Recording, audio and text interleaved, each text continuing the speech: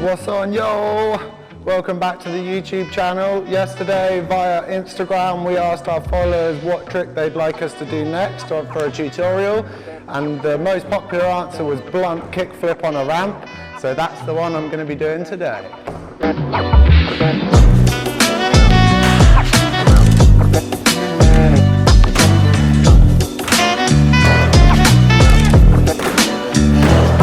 If you're watching this video, I'd like to think you already know what a blunt is, because you shouldn't be trying kickflip out if you haven't figured that one out yet.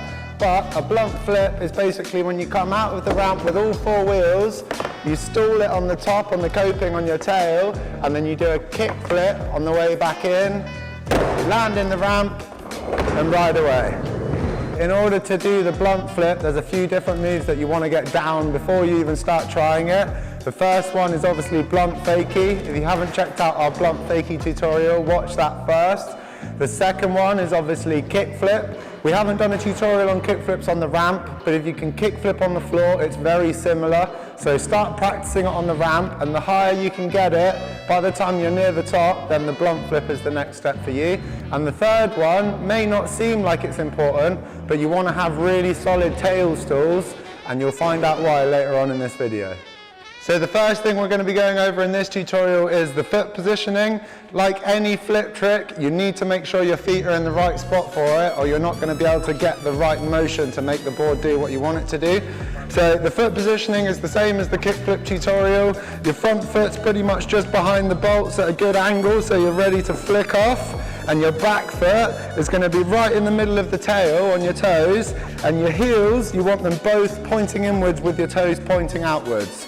So your feet are kind of going to be at this sort of angle, and that's going to help keep the board straight. So you want to make sure your feet are in that position, and the reason it's important to learn the tail stall and get comfortable with it is because that's when you're going to be adjusting your feet, when you're in that tail stall.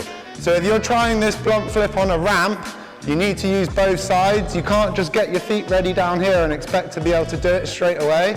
So if you go up the ramp fakie, you stall it tail stall, you can quickly wiggle your feet into that kickflip position, and then you're good to go, and you can focus on the trick without having to move your feet around too much.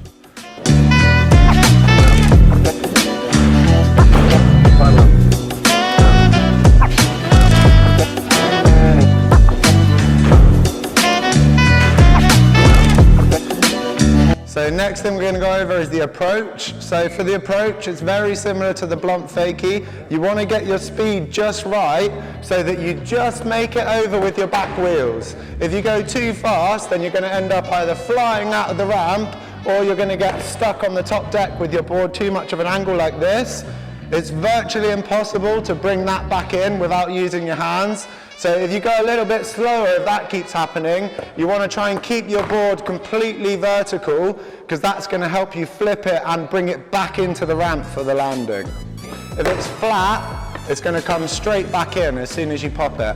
And this trick, just like the blunt fakie, you want to make sure you get a good distance away from the coping to avoid hanging up and falling to flat.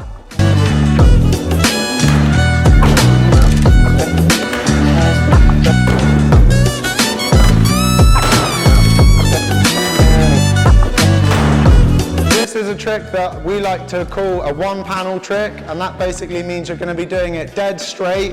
You're only going to be using one panel of wood as opposed to using the whole width of the mini ramp.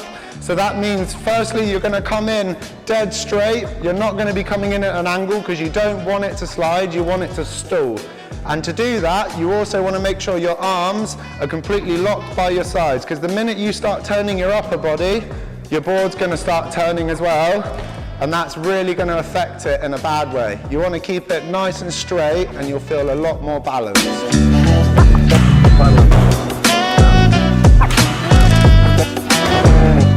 So the hardest thing about this trick is committing to it. It can be a really scary one, especially if you're trying it on bigger ramps, but that's where the kickflip fakie comes in handy. If you practice those flip fakies on a regular basis and you do it so much that that becomes really comfortable, then your muscle memory is going to help you with that blunt flip, because it will give you less to think about, so you can just get it done.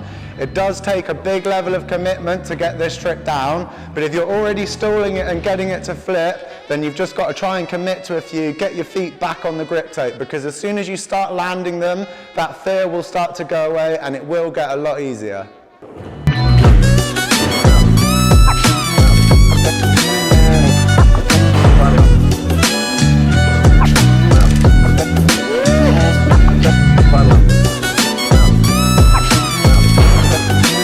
When it comes to actually doing the flip out of the blunt, the reason it's so important to keep the board completely vertical when you're stalling it is because you want to keep your weight in the ramp. You want to be leaning back when you're doing this one to avoid getting stuck on the top.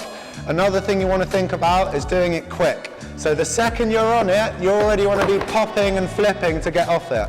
If you come up the ramp, stall it, and try and wheel your feet around for that kickflip, and you spend more than a split second up here, it's going to make it a lot harder and scarier to commit to bring it back in. So the second you're on it, flip it off and try and get away from it. It should be a nice quick movement all together when you get it right. If you're having to stop in the middle, it's going to make it a lot harder.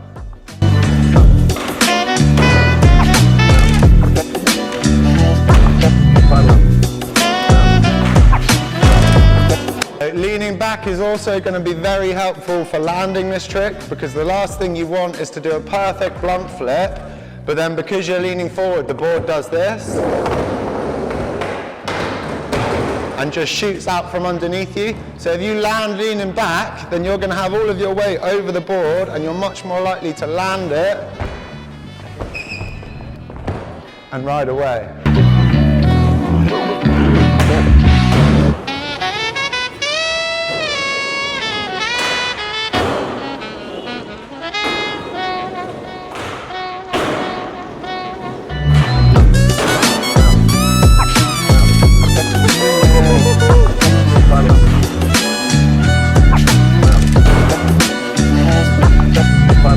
So that was the blunt flip tutorial. Remember, don't go trying this one if you haven't got kickflip fakies and blunt fakies, because it's going to be very difficult. You have to learn the foundation moves in order to do the slightly more technical ones. But I hope this video helped for those of you that are ready to start doing this one. Let us know in the comments below your progress. Let us know if you enjoyed the video. And remember to always click subscribe and the little bell so that you don't miss out on the TR7 YouTube channel. Cheers for watching!